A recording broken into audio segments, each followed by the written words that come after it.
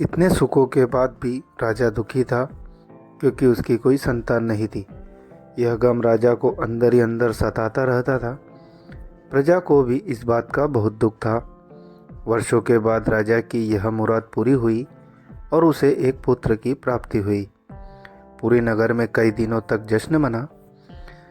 नागरिकों को राजमहल में दावत दी गई। राजा की इस खुशी में प्रजा भी झूम रही थी। समय बीतता जा रहा था। राजकुमार का नाम नंदन सिंह रखा गया। पूजा पाठ एवं इंतजार के बाद राजा को संतान प्राप्त हुई थी, इसलिए उसे बड़े लाड़ प्यार से रखा जाता था। लेकिन अति किसी बात की अच्छी नहीं होती। अधिक लाड़ ने नंदन सिंह को बहुत बिगाड़ दिया था। बचपन में तो नंदन की सभी बातें दिल को लुभाती थी, पर बड़े होते होते यह बातें बदतमीजी लगने लगती थी। नंदन बहुत ज़्यादा जिद्दी हो गया था। उसके मन में अहंकार आ गया था। वो चाहता था कि प्रजा सदैव उसकी जय जयकार करे, उसकी प्रशंसा करे। उसकी बात ना सुनने पर वो कोलाहल मचा देता था। बेचारे सैनिकों को तो वो पैर की जूती ही समझता था। आए दिन उसका प्रकोप प्रजा पर उतरने लगा था। वो खुद को भगवान के समान पूजता देखना चाहता था। आयु तो बहुत कम थी, लेकिन अहम कई गुना बढ़ चुका था। नंदन के इस व्यवहार से सभी बहुत दुखी थे।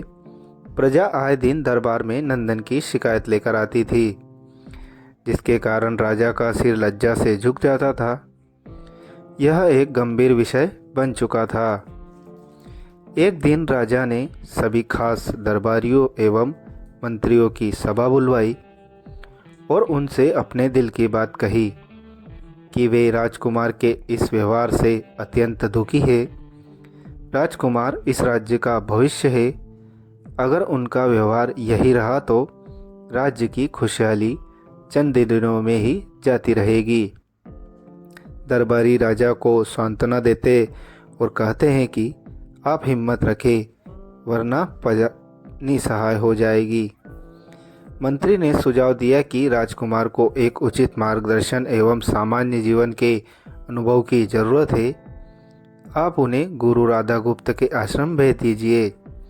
सुना है वहाँ जानवर भी इंसान बनकर निकलता है। यह बात राजा को पसंद आई और उसने नंदन को गुरुजी के आश्रम भेजा। अगले दिन राजा अपने पुत्र के साथ गुरुजी के आश्रम पहुँचे। राजा ने गुरु राधा गुप्त के साथ अकेले में बात की और नंदन के विषय में सारी बातें कही। गुरुजी ने राजा को आश्वस्त किया कि वे जब अपने पुत्र से मिलेंगे तब उन्हें गर्व महसूस होगा। गुरुजी के ऐसे शब्द सुनकर राजा को शांति महसूस हुई और वे सहर्ष अपने पुत्र को आश्रम में छोड़कर राजमहल लौट गए। अगले दिन सुबह गुरु के खास चेले द्वारा नंदन को भिक्षा मांगकर खाने को कहा गया, जिसे सुनकर नंदन ने साफ इनकार कर दिया। चेले ने उसे कह दिया कि अगर पेट भरना है तो भिक्षा मांगनी होगी और भिक्षा का समय शाम तक ही है, अन्यथा भूखा रहना पड़ेगा। नंदन ने अपनी अकड़ में चेले की बात नहीं मानी और शाम होते होते उसे भूख लगने लगी, लेकिन उसे खाने को नहीं मिला। दूसरे दिन उसने भिक्षा मांगना शुरू किया। शुरुआत में तो उसके बोल के कारण उसे कोई भिक्षा नहीं देता था, लेकिन गुरुकुल में सभी के साथ बैठने पर उसे आधा पेट भोजन मिल जाता था। धीरे धीरे उसे मीठे बोल का महत्व समझ आने लगा और करीब 1 महीने बाद नंदन को भरपेट भोजन मिला, जिसके बाद उसके व्यवहार में बहुत से परिवर्तन आए। इसी तरह गुरुकुल के सभी नियमों ने राजकुमार में बहुत से परिवर्तन किए, जिसे राधा गुप्त जी भी समझ रहे थे। एक दिन राधा गुप्त जी ने नंदन को अपने साथ सुबह सवेरे सैर पर चलने कहा। दोनों सैर पर निकल गए।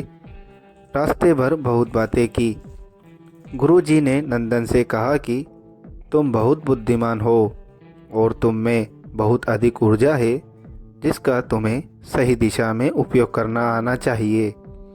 दोनों चलते चलते एक सुंदर बाग में पहुँचे, जहाँ बहुत सुंदर सुंदर फूल थे। जिनसे बाग महक रहा था। गुरुजी ने नंदन को बाग से पूजा के लिए गुलाब के फूल तोड़ने कहा। नंदन झट से सुंदर सुंदर गुलाब तोड़ लाया और अपने गुरु के सामने रख दिए। अब गुरुजी ने उसे नीम के पत्ते तोड़कर लाने कहा। नंदन वो भी ले आया। अब गुरुजी ने उसे एक गुलाब सूंघने दिया और कहा, बताओ कैसा लगता है। नंदन ने गुलाब सूंघा और गुलाब की बहुत तारीफ की। फिर गुरुजी ने उसे नीम के पत्ते चखकर उसके बारे में कहने को कहा।